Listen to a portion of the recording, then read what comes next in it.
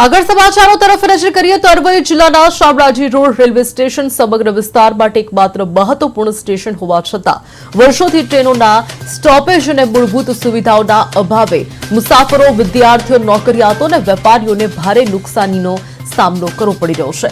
આ મુદ્દે જિલ્લા કોંગ્રેસ સમિતિના પ્રમુખ અરુણભાઈ પટેલે રેલવે તંત્ર સમક્ષ તાત્કાલિક કાર્યવાહી કરવાની માંગણી કરી છે।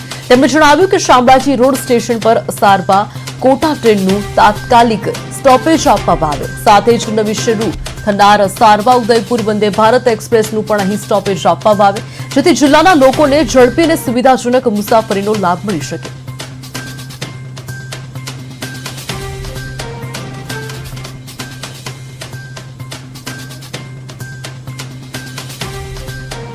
અસારવાથી કોટા જતી ટ્રેન એનું સ્ટોપેજ નથી।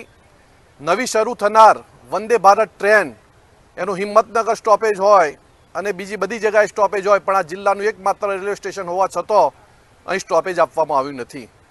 આ રેલવે સ્ટેશન ઉપર પાર્સલની સુવિધા નથી, પીઆરએસ સિસ્ટમ નથી, અહીં જે પાર્કિંગની સુવિધા હોવી જોઈએ પાર્કિંગની સુવિધા નથી, પાર્કિંગની સુવિધામાં સ્વચ્છતા નથી। હાઈવેથી જોડતો રસ્તો ખૂબ સાંકડો છે, રસ્તો પહોળો કરવાની જરૂરિયાત છે। અસારવાથી કોટા જતી ટ્રેન એનું સ્ટોપેજ નથી,